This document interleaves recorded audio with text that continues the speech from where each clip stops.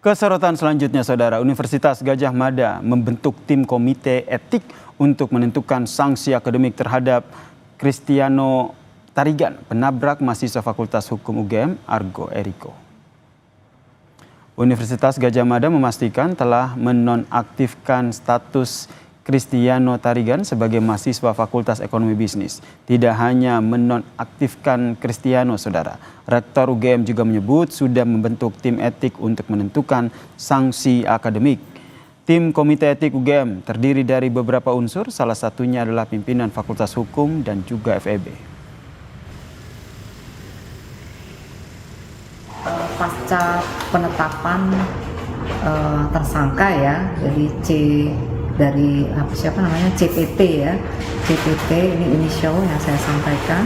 Jadi kita sudah melakukan apa yang dilakukan, nonaktivasi dari status kemahasiswaan yang bersangkutan, melakukan semacam sanksi akademik.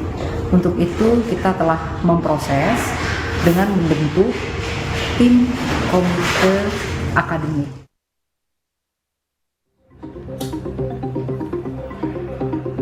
Kejaksaan Negeri Sleman telah menerima berkas pemeriksaan tersangka Kristiano Tarigan, penabrak mahasiswa UGM. Pihak Kejaksaan Negeri Sleman menyebut masih butuh waktu untuk mempelajari berkas pemeriksaan Kristiano sebelum kasus ini siap naik ke persidangan. Pihak keluarga Argo memastikan sudah menerima informasi terkait proses hukum Kristiano Tarigan, penabrak Argo. Tim kuasa hukum meminta polisi tak hanya mengusut peristiwa kecelakaan Argo, tetapi juga dugaan kasus perintangan penyidikan plat palsu mobil Kristiano. Yang kita bahas itu lebih ke laporan terkait dengan peristiwa tabrakan. Untuk pergantian plat nomor tentu tidak terpisah dari proses pembahasan karena itu adalah barang bukti yang memang ada dari proses kecelakaan itu, tetapi terkait dengan pergantian nomor tentu berkas perkaranya bisa jadi akan di-split. Hanya saja ini kan ada kaitan ya, karena itu adalah barang bukti dari kecelakaan ini dan kemudian ada proses pemalsuan dokumen yang itu tidak cukup pelanggaran di Undang-Undang Lalu Lintas, bukan pasal 280 tapi pasal nanti terkait dengan pemalsuan dokumen. Nah ini menarik nih. Belum lagi ada potensi untuk obstruction of justice itu.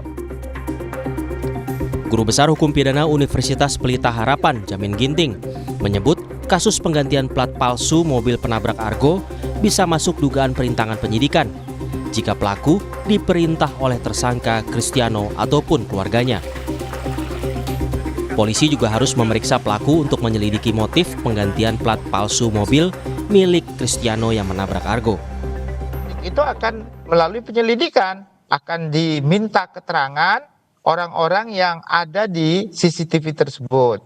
Lalu setelah itu kalau memang itu ditujukan dalam rangka untuk menghilangkan barang bukti, maka kan ada niat, ada mens reanya. Nah kalau ada mens reanya itu baru bisa ditingkatkan ke penyidikan karena itu peristiwa pidana. Jadi ada pihak lain yang berusaha untuk penyidikan ini tidak dilanjutkan karena tadi salah satunya untuk menghilangkan bukti kalau itu sebenarnya platnya plat palsu.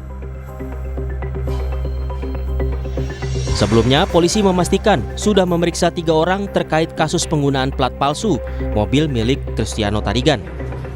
Polisi menyebut ketiga saksi merupakan kerabat Kristiano dan disuruh untuk mengganti plat mobil setelah peristiwa kecelakaan terjadi.